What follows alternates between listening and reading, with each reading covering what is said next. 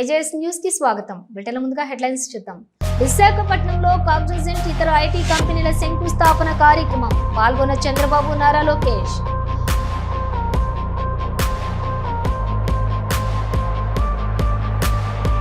ఒక్కరంటే ఒక్క కార్పొరేటర్ టీడీపీకి లేరు. అవిశ్వాస తీర్మానానికి మా కార్పొరేటర్లను ప్రలోభ పరచాలని చూస్తున్న టీడీపీ. మాజీ మంత్రి అనిల్ కుమార్ యాదవ్.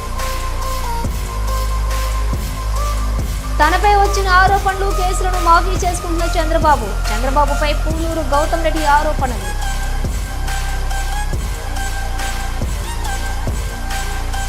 మా కార్పొరేటర్లను టీడీపీ వారు ప్రలోభ పెట్టాలని చూసి కుదరక వైఎస్ఆర్సీపీ పార్టీపై నిందలు వేస్తున్నారని అన్నారు మాజీ మంత్రి, వైఎస్ఆర్సీపీ పిఏసీ మెంబర్ పోలిబోయిన అనిల్ కుమార్ యాదవ్. అసలు 54 కార్పొరేటర్లు కూడా తమ పార్టీ వారేనని, వారిలో కొంతమందిని ప్రలోభ పెట్టి లాక్కోవాలని చూస్తుంది టీడీపీ కాదా అని ప్రశ్నించారు అనిల్ కుమార్ యాదవ్.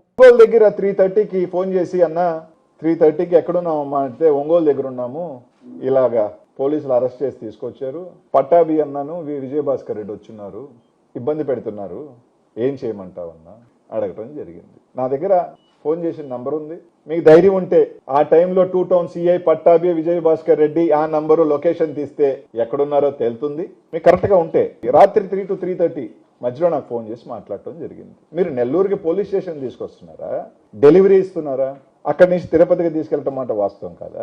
పొద్దున్నే ఒక ఆడియో ఇప్పించి వైసీపీకి షాక్, మాకు నంబరే లేదు, మేము పోటీ చేస్తామో కూడా ఇంకా డిక్లేర్ కాలేదు, మేము దాని మీద మా అధిష్టానం కానీ మా కార్పొరేట్ నిర్ణయమే తీసుకోలేదు, మాకు పోయేదేం లేదు, ఈ మేయర్ ఉన్నా మా మేయర్ కాదు, రేపు ఎక్కే మేయరమ్మా మా మేయర్ కాదు, 8 నెలలు ఉన్న అధికారానికి ఎంతెంత ఎందుకు ఊపిరిలోడుతున్నారో మాకు అర్థం కావట్లేదు, ఇన్ని కోట్లు రూపాయలు ఎందుకు ఖర్చు పెడుతున్నారో అర్థం కావట్లేదు, దానికి మాకేం షాక్. నిన్నటితోనే మీరు క్యాంపు రాజకీయాలు రాత్రికి పాండిచేరి పరిగెత్తిన తీరుకే, తిరుమల కొండకు తీసుకొని పాండిచేరికి గోవాకు పరిగెత్తిన తీరిన రోజునే, అధికారంలో ఉండి డబ్బు ఉండి ఇన్ని ఉండి బలం ఉండి పరిగెత్తిన రోజునే వైఎస్ఆర్ కాంగ్రెస్ పార్టీ నైతికంగా నెల్లూరు నగరంలో గెలిచేసింది. కొత్తగా మేము గెలవాల్సిన అవసరం లేదు, మేము రుజువు చేసుకోవాల్సిన అవసరం మాకు లేదు. ఇంత దిగజారి ఎంతెంత రాత్రి నుంచి అయితే, మొన్న 25 లక్షలు ఉండింది, స్టేక్ పెరిగింది, ఇప్పుడు 40 lakhs, 5 కోట్ల వర్కులు అంటున్నారు, 10 కోట్ల వర్కులు అంటున్నారు, మీకు ఏం కావాలంటున్నారు, కారెక్కండి. ఇంత డబ్బు 8 నెలలకి ఒక గిరిజనుల్ని మా పార్టీలో లేకపోయి ఉండొచ్చు. ఎందుకు చెప్తున్నానంటే ఈ మాట, అగ్రవర్ణాలకి బీసీల్లో కొన్ని కులాలకి ఎమ్మెల్యేల అవకాశాలు వస్తాయి. మన జిల్లాలో ఎస్సీ సామాజిక వర్గానికి సంబంధించిన ఎమ్మెల్యేల అవకాశాలు ఉన్నాయి, కానీ ఎస్టీకి సంబంధించి మనకి ఎప్పుడో గాంధీ పెద్ద పదవులు రావు, ఎమ్మెల్యేలు రావు, ఇటుపక్క ఎంపీలు రావు, ఎప్పుడో ఒక మేయర్ వస్తుంది, ఎప్పుడో ఒక జిల్లా పరిషత్ చైర్మన్ వస్తుంది. మేయర్కి ఎన్ని సంవత్సరాలకు వస్తుందో ఎందుకు చెప్తున్నాను అంటే, ఈ రోజు ఇది నాకు 2 ఎస్టీ కార్పొరేటర్లు 2014లో ఆ రోజు అధికారంలో లేకపోయినా మాతో ఉన్నారు. అదే ఎస్టీ కార్పొరేటర్ 2019లో గెలిస్తే నేను జగన్మోహన్ రెడ్డి గారి దగ్గరికి వెళ్ళి వాళ్ళకి ఒక అవకాశం ఇద్దామని అంటే, జగన్మోహన్ రెడ్డి గారు ఒక మాట అన్నారు, నెల్లూరులో యానాదులు చాలా పెద్ద సంఖ్యలో ఉన్నారు, కులానికి సంబంధించి వాళ్ళకి అవకాశం ఇస్తే చాలా బాగుంటుంది అని. ఆ రోజు జగన్మోహన్ రెడ్డి గారికి మాట కట్టుబడి మాతో ఉన్న కార్పొరేటర్లను కూడా ఉన్నా కూడా లేదు, మనం ఆ వర్గానికి మనకి ఇస్తే బాగుంటుంది అని చెప్పి ఆ రోజు ఒక వ్యక్తిని చేయడం జరిగింది. ఈ రోజు పార్టీ లేదన్నా కానీ ఈ రోజు ఉండొచ్చు, పోవచ్చు, ఇంకొకరు ఈ పార్టీలో ఉండొచ్చు, ఆ పార్టీలో ఉండొచ్చు రాజకీయాలు, కానీ రాజకీయ వ్యవస్థలో ఒకరిని ఎదిగే అవకాశం వచ్చినప్పుడు 5 సంవత్సరాలు కూడా వాళ్ళని ఆ వర్గాన్ని కూర్చోబెట్టనీయకుండా 8 నెలల్లో మీరు అధికారంలో ఉన్నారు, మేయర్ కూర్చుంటే ఏముంది, దించితే మీకు ఏముంది, దానివల్ల నష్టమేముంది. ఆ సామాజిక వర్గానికి ఒక అవకాశం వచ్చింది, 5 సంవత్సరాలు ఉంచి వాళ్ళు కూడా 5 సంవత్సరాలు మాకు కూడా ఒక రాజ్యాధికారం వచ్చింది అని చెప్పుకునే అవకాశం. ఎన్టీఆర్ జిల్లా మైలవరం నియోజకవర్గం విజయవాడ రూరల్ మండలం గొల్లపూడిలోని గ్రామ పంచాయతీ కార్యాలయం నందు జరిగిన ప్రజా దర్బారు కార్యక్రమంలోని మైలవరం నియోజకవర్గం శాసనసభ్యులు వసంత వెంకటకృష్ణ ప్రసాద్ పాల్గొని అక్కడకు వచ్చినటువంటి ప్రజల సమస్యలను విని వారి వద్ద నుండి ఆర్జీలను స్వీకరించారు.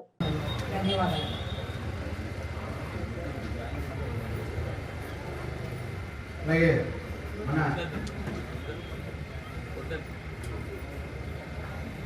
ఏఎంసీ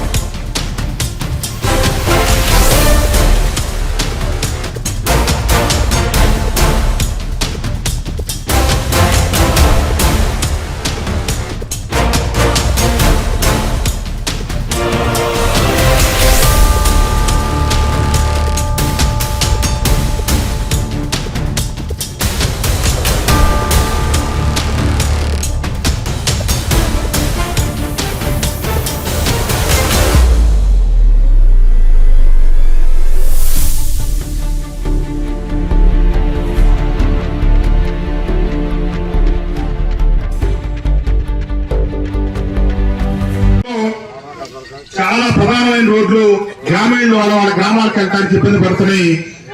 వివి రోడ్డు విజయవాడ విశాఖపేట రోడ్డు నుంచి అన్నేరావుపేటకి వెళ్లే రోడ్డు అది ఇప్పుడు శాంక్షన్ అయింది. అట్లాగే కోనప్రాజపురం నుంచి మాధవరం వెళ్లే రోడ్డు ఒకటి ఆ గ్రామస్తులు బస్సులు కూడా రావట్లేదని చాలా ఆందోళన వినిపిస్తా ఉన్నారు. ఇప్పుడు ఆ రోడ్డు కూడా కొత్త రోడ్డు పూర్తిగా శాంక్షన్ అయింది. అట్లాగే నరుకోలపాడుకు వెళ్లే రోడ్డు ఒకటి శాంక్షన్ అయింది.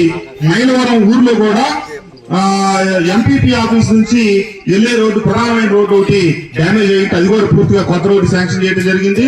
అట్లాగే కౌలూరు మన కొండపల్లి నుంచి కౌలూరు వెళ్లే రోడ్డు కూడా మొన్న బుడమేరు వరదలకి డ్యామేజ్ అయింది, అది కూడా పెట్టాం.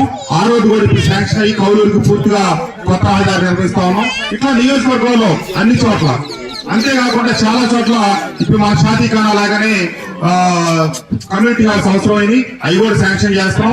మన ఎస్సీ లొకాలిటీలు కూడా కమ్యూనిటీ హాల్ కావాలి, ఇప్పుడే నాకు మళ్ళీ రిప్రజెంటేషన్ ఇచ్చారు. తప్పకుండా అది తక్షణం దాన్ని కూడా శాంక్షన్ చేసి వచ్చే నెల 2 నెలల లోపల మన గ్రామంలో అది కూడా శంకుస్థాపన చేసినట్టుగా ఒక చర్యలు తీసుకుంటాం. అలాగే విలేజ్ క్లినిక్స్ నియోజకవర్గంలో 25 చోట్ల శాంక్షన్ అయినాయి. దాంట్లో భాగంగా మన గ్రామంలో కూడా శాంక్షన్ అవడం జరిగింది. అతి త్వరలో అది కూడా శంకుస్థాపన చేసి ఉపయోగంలోకి తీసుకొచ్చినట్టుగా ఒక చర్యలు తీసుకుంటామని చెప్పి తెలియజేస్తూ, తప్పకుండా ఈ ప్రభుత్వం అభివృద్ధి సంక్షేమం 2 కళ్లుగా ముందుకు సాగుతా ఉంది. మన గ్రామం ఈ పట్టణంలో ఉన్నటువంటి గ్రామాలు రాజధానికి పొరుగునే ఉన్నాయి. ఖచ్చితంగా ఇందాక తిరుపతిరావు గారు చెప్పినట్టు 1-2-3 సంవత్సరాల్లో మన తాతల తండ్రులు లాంటి ఉన్న రూపురేఖలన్నీ మారిపోయి కొత్త ముఖ చిత్రం రాబోతా ఉంది. మన పక్కనే అసలు రైల్వే ట్రాక్ వస్తుంది అనేది మన ఊహకందన విషయం. కానీ రైలు పట్టాలు మన గ్రామం పక్క నుంచి వెళ్తా ఉన్నాయి, ఔటర్ రింగ్ రోడ్డు వస్తా ఉంది, ఎన్నో అభివృద్ధి కార్యక్రమాలు జరుగుతున్నాయి. తప్పకుండా రాములూరు గ్రామం రాజధాని ప్రభావంతో మరింతగా అభివృద్ధి చెందాలని, ఈ గ్రామ అభివృద్ధిలో కూటమి ప్రభుత్వం తప్పకుండా తనదైన పాత్ర పోషిస్తుందని చెప్పి ఈ సందర్భంగా తెలియజేస్తూ తిరుపతిరావు గారికి తనపై వచ్చిన ఆరోపణలు, కేసులను కూటమి ప్రభుత్వం ఏర్పడిన తక్షణమే వాటిని క్లోజ్ చేపిస్తున్నారని చంద్రబాబు నాయుడుపై ఆరోపణలు చేశారు trade union president Poonuru Gautami Reddy. Investigating agency ఏదైతే ఉందో ఆ ఏజెన్సీలన్నింటినీ కూడా పక్కన పెట్టి అధికారంలోకి వచ్చిన వెంటనే అవన్నీ కూడా తూచి మేమేం సంబంధం లేదు, అవన్నీ క్లోజ్ చేసేయాలి, మాకేం సంబంధం లేదు, మేము చాలా క్లీన్ అండ్ గ్రీన్ అన్నట్టుగా మాట్లాడుతూ కేసులన్నీ క్లోజ్ చేసుకుంటున్నాడు. నేను ఒకటే చెప్తున్నా, సుప్రీంకోర్టు స్పష్టంగా గతంలోనే డైరెక్షన్ ఇచ్చింది. ఏమని? ఇష్టం వచ్చినటువంటి రీతిలో ఆర్థిక పరమైనటువంటి ఏదైనా తప్పిదాలు జరిగినప్పుడు వాటిల్లో క్లోజ్ చేయటం సరైనది కాదు అనేటువంటిది. కానీ దాన్ని త్రోసిపుచ్చినటువంటి పద్ధతిలో ఇవాళ చంద్రబాబు నాయుడు గారు తన పైన వచ్చినటువంటి ఆరోపణల కేసులు ఏవైతే ఉన్నాయో వాటన్నిటినీ 1 by 1 క్లోజ్ చేసుకుంటానికి ప్రయత్నం చేస్తా ఉన్నారు. జైలుకి వెళ్ళాడు, అరెస్ట్ అయ్యాడు. ఆ అరెస్ట్ అయినటువంటి సందర్భంలో కూడా రియలైజేషన్ అయితే రాలేదు, కానీ మరింత క్రిమినల్ గా మారినటువంటి పద్ధతిలో కనబడతా ఉంది. దానిలో భాగంగానే ఆయన పైన వచ్చినటువంటి assigned land cases, liquor scam, ring road scam, ఇసుక స్కాము, లిక్కర్ స్కాము, వీటన్నిటి మీద బెయిల్ మీద ఉన్నాడు ఆయన. ఈ బెయిల్ మీద ఉన్నటువంటి ఈ సందర్భంలో వాటన్నిటిని కూడా క్లోజ్ చేయించుకోవాలని, దీంతో పాటు ఫైబర్ నెట్ కి సంబంధించి ఆ కేసు కూడా క్లోజ్ చేయించుకోవడానికి ప్రయత్నం చేసి ఫైనల్ రిపోర్ట్ ఫైల్ చేయటం అనేటువంటి జరిగింది. కానీ దానిలో కూడా స్పష్టమైనటువంటి ఆధారాలు సుస్పష్టంగా కనబడుతున్నాయి. ఆ కనబడేటువంటి దాంట్లో కూడా దాన్ని పక్కన పెట్టారు. ఈ పక్కన పెట్టడం మనమంతా మన ఇదేంతా అన్నట్టుగా సుప్రీంకోర్టు ఇచ్చినటువంటి డైరెక్షన్లు ఏదైతే ఉన్నాయో వాటన్నిటినీ కూడా కాదని పద్ధతిలో మొత్తం ఏమాత్రం కూడా న్యాయస్థానాలంటే గౌరవం లేకుండా వీటన్నిటినీ కూడా ఫైల్ చేయడం అనేటువంటి ఏది క్లోజ్ చేసుకుంటానికి ప్రయత్నం అనేటువంటి చేయడం జరుగుతూ ఉంది. అదరడు బెదరడు సంస్థల్లో ఉండేటువంటి పోలీసు వ్యవస్థ, సిఐడి వ్యవస్థ తన మోచేతి కింద నీళ్లు తాగేటువంటి పద్ధతిలో ఉంటాయి కాబట్టి వాటన్నిటినీ కూడా నీరుగార్చేటువంటి పద్ధతిలో తీసుకొస్తున్నాడు. ఆ తీసుకొని వచ్చినటువంటి క్రమంలోనే ఎవరైతే ఫిర్యాదుదారులు ఉంటారో వాళ్ళందరినీ కూడా భయభ్రాంతులు చేయటం, అధికారులు ఎవరు ఉంటారో ఆ అధికారుల్ని వారి యొక్క విధానాల్ని పట్టుకుని నువ్వు క్లోజ్ చేస్తావా లేదా అనేటువంటి అడుగుతున్నాడు. ఎంత దారుణం అంటే చెబితే విశాఖపట్నంలో కాగ్నిజెంట్ ఇతర ఐటీ కంపెనీల శంకుస్థాపన కార్యక్రమంలో పాల్గొన్నారు ముఖ్యమంత్రి నారా చంద్రబాబు నాయుడు మరియు ఐటీ శాఖ మంత్రి నారా లోకేష్. ఇక్కడికి వచ్చినప్పుడు బిగ్గెస్ట్ కంపెనీస్ ఎక్సెంచర్ 3,50,000, టీసీఎస్ 4,36,000, ఈరోజు కాగ్నిజెంట్ 2,41,500. విశాఖపట్నం ఈ సెంటర్తో నేను ఒకటే రవి గారికి చెప్పా, 5,000 10,000 కాదు, మినిమం 25,000 ప్రారంభం, ఇది 50,000 1 లక్షకు పోవాల్సిన అవసరం ఉంది. బిగ్గెస్ట్ సెంటర్ ఇన్ ఇండియా ఇది Visakhapatnam.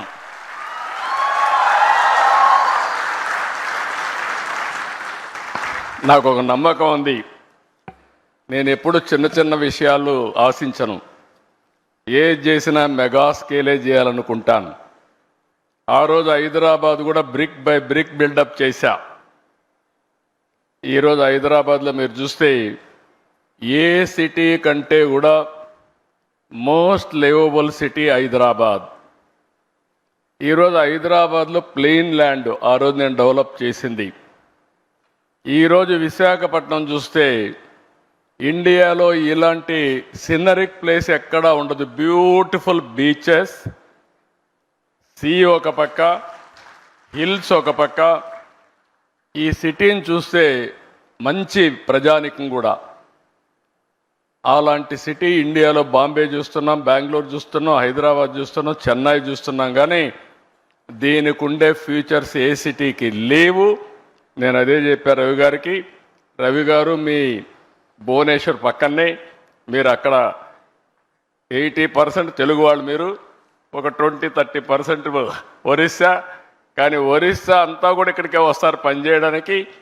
This will be the biggest centre for Orissa and Andhra Visakhapatnam. It is going to happen. ఇది నేను ఈరోజు చెప్పిన విజన్ కాదు, 3 decades ముందు చెప్పిన విజన్. ఆ రోజు నేను ఒక మాట చెప్పాను, మీరు ఒకసారి చూస్తే ఇండియాకు అడ్వాంటేజ్ ఏంటంటే 91లో మనకు ఎకనామిక్ రిఫార్మ్స్ వచ్చాయి. అంతవరకు ఇండియా అంటే ప్రపంచం అంతా చిన్న చూపు ఉండేది. 95లో నేను వెళ్ళి ప్రపంచంలో ఎవరిని కలిసినా కూడా ప్రతి ఒక్కరు అనేవాళ్ళు, ఇండియానా మీరెట్లా అభివృద్ధి అవుతారు, మోస్ట్ బ్యాక్వర్డ్ కంట్రీ, మీ వల్ల కాదు అనేవాళ్ళు. విశాఖపట్నంలో కాగ్నిజెంట్ ఇతర ఐటీ కంపెనీల శంకుస్థాపన కార్యక్రమంలో పాల్గొన్నారు ముఖ్యమంత్రి నారా చంద్రబాబు నాయుడు మరియు ఐటీ శాఖ మంత్రి నారా లోకేష్. ఈ సందర్భంగా నారా లోకేష్ మాట్లాడారు. A future being built for the youth of Andhra Pradesh. I want to share a personal story from Davos, a movement where this partnership started, and it began on my birthday, which is on January 23rd. So I met Ravi Garu. If there is a quid pro quo that people can criticize me for, it is the cupcake he gave me at the Cognizant Chalet. As Surya Garu just shared, a lot of questions were asked. We explained everything. And back then I didn't have permission of the Honorable Chief Minister, but I took Ravi Garu to the side and I said, I'll make a deal with you that you cannot resist. He said, what is that? I said, choose the extent of the land. I'll give the entire land for 99 paise. And Ravi Garu was shocked. And he said, is it possible? I said, we walked the talk. Then I came back. And then I had to go back to my leader, the Honorable Chief Minister, Shri Nara Chandrababu Naidu garu, and tell him.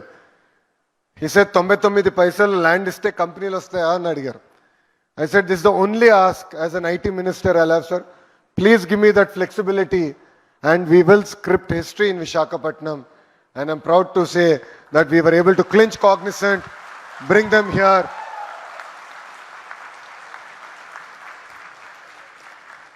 And from this dais, I'd like to make a promise to the Honorable Chief Ministers. Sir, you always talk about the 1995 era that you're proud of. 2024 era has started. We will make you proud. We will make Andhra Pradesh proud. We will make Telugu community proud. In Andhra Pradesh, ease of doing business is anyway given. We are today talking about speed of doing business. In Andhra Pradesh, decisions don't get stuck in files. They turn into foundations like today. To a lot of the entrepreneurs, to a lot of the Fortune 500 companies who are here today, where I had the opportunity to break ground on your campuses. All of you know I never even met you till you broke ground. You know, that was my understanding with all of you. I said, I'll clear everything, but I will see you at the ground breaking. Some of the companies, I must admit, we cleared the file day first today. I was in the US. In my travel between US and Canada, I cleared the files. Yesterday in the cabinet meeting, their incentive package got cleared, and today we broke ground. That is the speed of doing business that Andhra Pradesh means. Today, sir, when I had breakfast with Ravi Garu, I showed him the ad that the government of Andhra Pradesh gave. And we had Cognizant. I said, it's no longer red tape, not red carpet, but we have a red veil which we unveiled, and there is Cognizant behind it. That is what Andhra Pradesh today stands for. You know, honestly, for youngsters like me and majority of the first-time MLAs and ministers in Mr. Naidu's cabinet, we are really excited. We are very lucky to be part of his his team. And we are blessed with his leadership where he allows us to take decisions, to go push the envelope. In fact, when Ravi Garu told the Honorable Chief Minister, sir, this is history in creation, he said, I'm still unhappy with my team. Things should happen in real time. It still took long. For him, 11 months is too long. So that is the pace at which we work. And for us, leadership is not just about announcements. It is about achievements, and today is a proof of that. When Chief Minister dreams big, Andhra Pradesh delivers bigger. And that is what we are all very proud of. You know, Cognizant choosing Visakhapatnam is a testimony to the work that we are doing here. You know, I met quite a few CEOs in my trip to the US. All of them were actually referring back to the foundation stone that we are going to lay here. So Ravi Garu, I think I've successfully converted him to be a brand ambassador. Tadepalligudem Janasena party ఆశయాలకు అనుగుణంగా పనిచేయాలని, party బలోపేతానికి కృషి చేయాలని రాష్ట్ర whip Tadepalligudem శాసనసభ్యులు బొలిశెట్టి శ్రీనివాస్ అన్నారు. YSR Congress party senior నాయకులు, మాజీ జిల్లా ఉపాధ్యక్షులు తన్నేటి జగజ్జీవన్ సుమారుగా 100 మందికి పైగా అనుచరులతో కలిసి నేడు తాడేపల్లిగూడెం శాసనసభ్యులు బొలిశెట్టి శ్రీనివాస్ సమక్షంలో జనసేన తీర్థం పుచ్చుకున్నారు. వారిని శాసనసభ్యులు సాదరంగా పార్టీలోకి ఆహ్వానించారు. భగవంతులని పవన్ కళ్యాణ్ నమ్ముకోండి, ఖచ్చితంగా ఎదుర్కొంటా మీ ఇంటికి పదవి వస్తుంది. అది గుర్తుపెట్టుకోండి. అంతేగాని పార్టీ ఏం చేస్తారు, పౌరత్వం ఏం చేస్తారు, మనం స్టాండర్డ్గా లేక వాళ్ళు పౌరత్వం గేమ్ ఆడుతున్నారు తప్ప, మనం స్టాండర్డ్గా ఉంటే ఏం ఆడతారు, ఆడమని ఎవడు ఆడతారు చూద్దాం. 5 సంవత్సరాలు నేను ఫేస్ చేయలేదా, మా అయితే ఆర్థికంగా దెబ్బ కొట్టారు నన్ను తప్ప, అంతకంటే నన్ను పీకింది ఏం లేదు. కాబట్టి మీరు ఎలాంటి భయం అక్కర్లేదు. మనందరూ కలిసి ఉంటే మనదే పెద్ద పార్టీ, మనందరూ కలిసి మరి రాబోయే రోజుల్లో తాడేపూడి కాన్స్టిట్యూన్సీలో మంచి చేద్దాం. దీని అందరికీ నా మిత్రుడు తోటగోపి, నాకంత నిజంగా కూడా అంత ఆలోచన ఉండదు.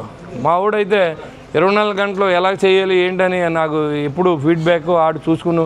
ఇప్పుడు మా అబ్బాయి చనిపోయాడు, రాజకీయాలు దూరంగా పెంచాలనుకున్నాం. కొంతమంది ఏదో యూట్యూబ్ ఛానల్లో వాటిలో వేస్తే నాకు ఇంటికి కూడా ఊడిపోతుంది. ఇంకో 10 వేసుకుంటారు, నేను వైరల్ అవుతాను, కానీ నాకేం పెద్ద ఇబ్బంది లేదు. నన్ను తెలియజేస్తున్నారు రాష్ట్రం అంతా, చేసుకోండి, ఏం ఇబ్బంది లేదు. మా అబ్బాయి నేను ఎక్కడ కూడా రాజకీయాల్లో ఇన్వాల్వ్మెంట్ కానీ లేదా డబ్బుల్లో ఇన్వాల్వ్ చేయడం, అధికారులు ఇన్వాల్వ్ చేయడం నేను చేయలేదు, చేయను కూడా. నా కుటుంబానికి తీరం ద్రోహం ఇవాళ నేను రాజకీయాల్లో రావడం వల్ల. ఇంకా ఆడు కూడా వస్తే ఆ పిల్లలకు కూడా ఏముండదు.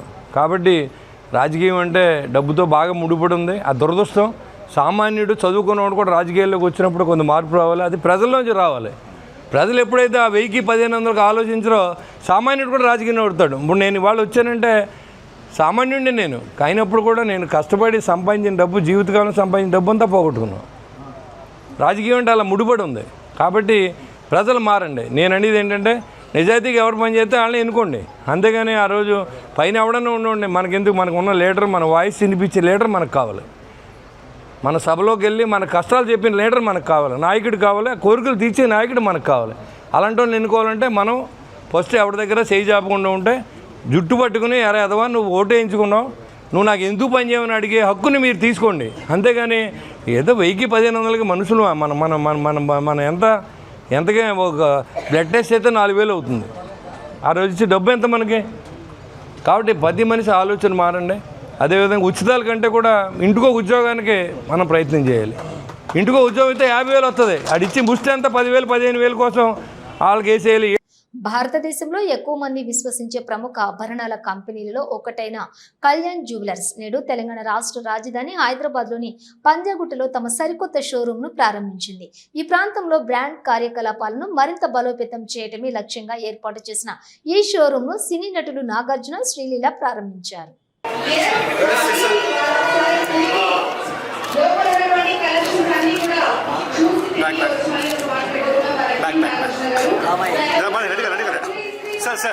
Sir, one second. Ma'am, here. Ma'am. Sir, one second. Look here. Look forward.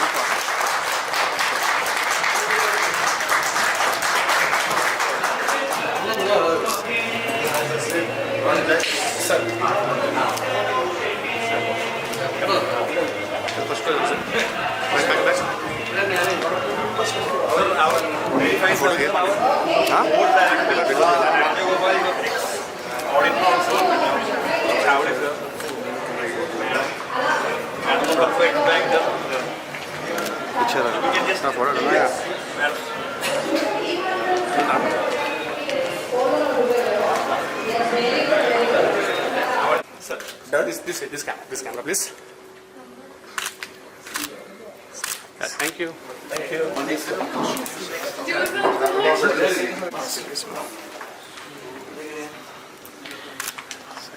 Okay, yeah. Stand here one second. Yes. And look forward, please. Yes. Stay.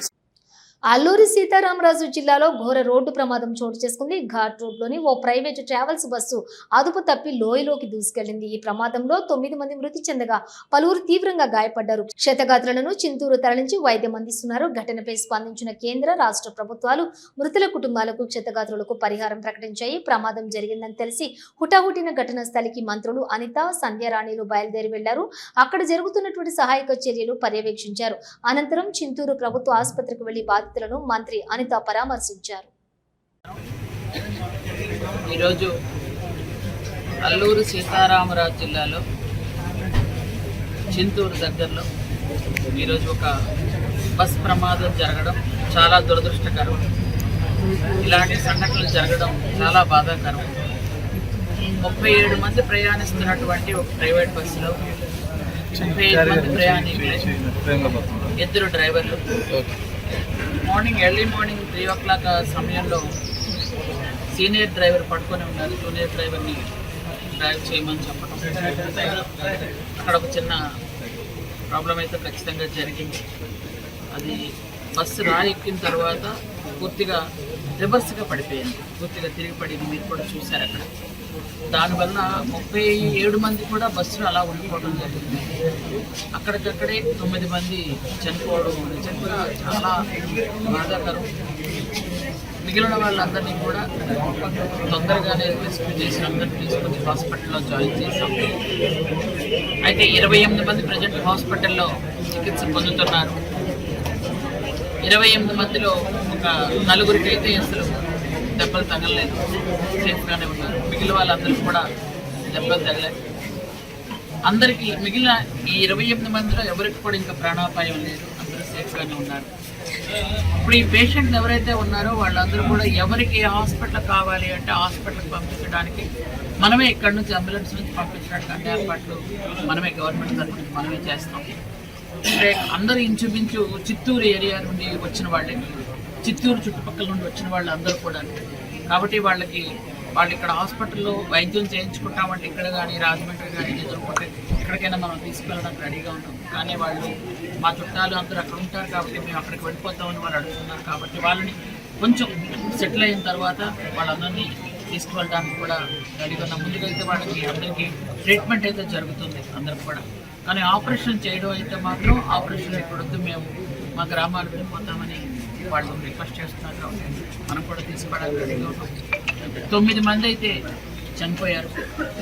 9 మందిలో ఫస్ట్ శైలారాణి 64 years, ఆవిడ తెనాలి నుండి వచ్చారు. అలాగే శ్యామల, ఆమె తిరుపతి నుండి వచ్చారు. తర్వాత సునంద ఆమె చిత్తూరు నుంచి పలమనేరు నుంచి వచ్చారు. అలాగే శివశంకర్ రెడ్డి ఈయన కూడా చిత్తూరు పలమనేరు నుంచే వచ్చారు. అలాగే ఎస్వి నాగేశ్వరరావు వీరు చిత్తూరు నుంచే వచ్చారు, ఆయన కూడా. అలాగే కావేరి కృష్ణ ఆయన కూడా బెంగళూరు నుంచి వచ్చారు. అలాగే శ్రీకళ ఆమె చిత్తూరు నుంచే వచ్చారు, ఆమె కూడా. అలాగే దొరబాబు వారు కూడా చిత్తూరు నుంచే వచ్చారు. అలాగే కృష్ణకుమారి ఈమె బెంగళూరు నుంచి వచ్చారు. ఈ 9 మంది చనిపోవడం నిజంగా చాలా చాలా బాధాకరం. వాళ్ళ కుటుంబాలకి ప్రభుత్వం తరపు నుంచి, మా తరపు నుంచి ప్రగాఢ సానుభూతిని తెలియజేస్తున్నారు. వీళ్ళందరూ కూడా ప్రభుత్వం ఖచ్చితంగా ఆదుకుంటుంది. అలాగే ఎవరైతే ఇప్పుడు క్షతగాత్రులు ఉన్నారో వాళ్ళందరికీ కూడా మెరుగైన వైద్యం ఖచ్చితంగా ప్రభుత్వం తీసుకుంటుంది. వాళ్ళకి కావాల్సినటువంటి సహాయ సహకారాలు కూడా అందిస్తామని మీ ద్వారా తెలియజేస్తుంది. తిరుమల శ్రీవారిని ప్రముఖ చిత్ర నిర్మాత అశ్విని దత్, మాజీ సీఎండీ పోర్ట్ కేవీ రావు, స్క్రిప్ట్ రైటర్ దర్శకుడు కేవీ విజయేంద్ర ప్రసాద్, తమిళ సినీ నటి పావని రెడ్డి మరియు బిగ్ బాస్ తమిళ సీజన్ 5 ఫేమ్ ప్రియాంక దేశపాండే దర్శించుకున్నారు.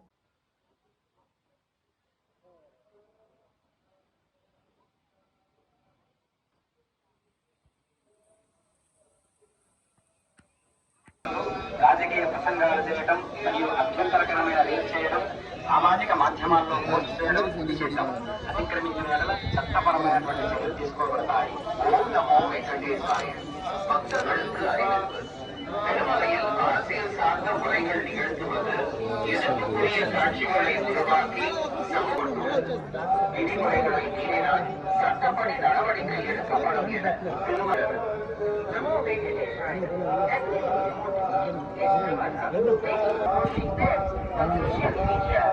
తీసుకో వెనక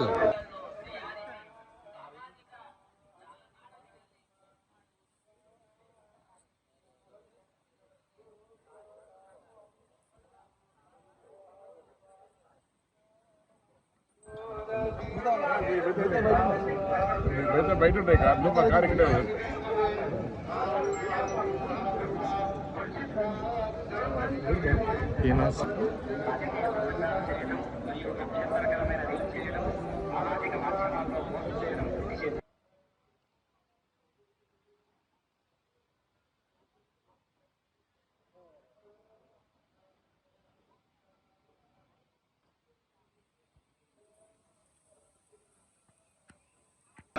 రాజకీయ ప్రసంగాలు చేయడం మరియు అభ్యంతరకరమైన రీల్ చేయడం, సామాజిక మాధ్యమాల్లో పోస్ట్ చేయడం నిషేధం. అతిక్రమించిన వేళ చట్టపరమైనటువంటి చర్యలు తీసుకోబడతాయి. ఓం నమో వెంకటేశాయ. భక్తர்களுக்கு அறிவிப்பு. திருமலையில் அரசியல் சார்ந்த உரைகள் நிகழ்த்துவது இதற்குரிய காட்சிகளை உருவாக்கி விதிமுறைகளை மீறினால் சட்டப்படி நடவடிக்கை எடுக்கப்படும் என திருமலர் நமோ வெங்கடேசாய.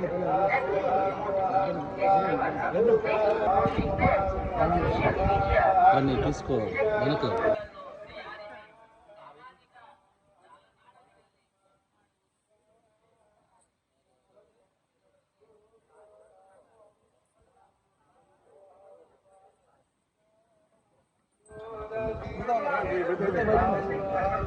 బయట ఉంటాయి కారు ఇక్కడ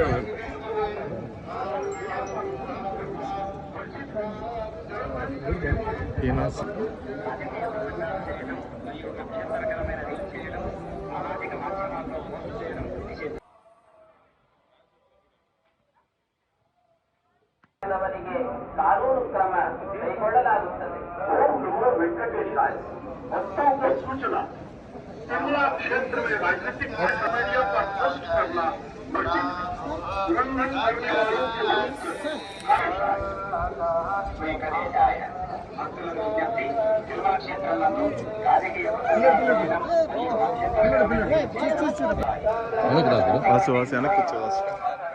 గిరి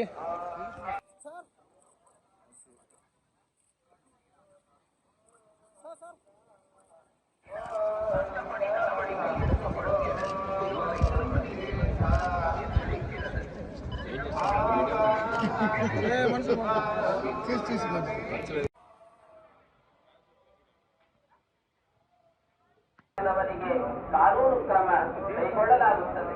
ಓಂ ನಮೋ वेंकटेश वक्ताओं को सूचना तिरला क्षेत्र में राजनीतिक मीडिया पर ट्रस्ट करना उल्लंघन करने वालों के विरुद्ध स्वीकరించాయ భక్తులకు విజ్ఞప్తి తిరుమల క్షేత్రంలో రాజకీయ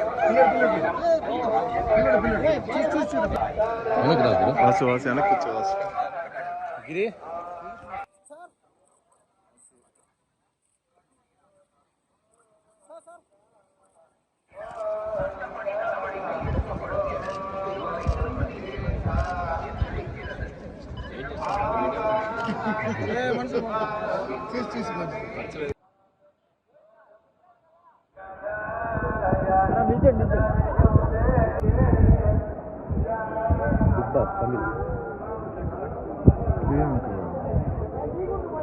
తమిళ్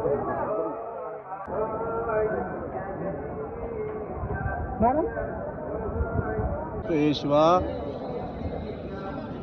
మేడం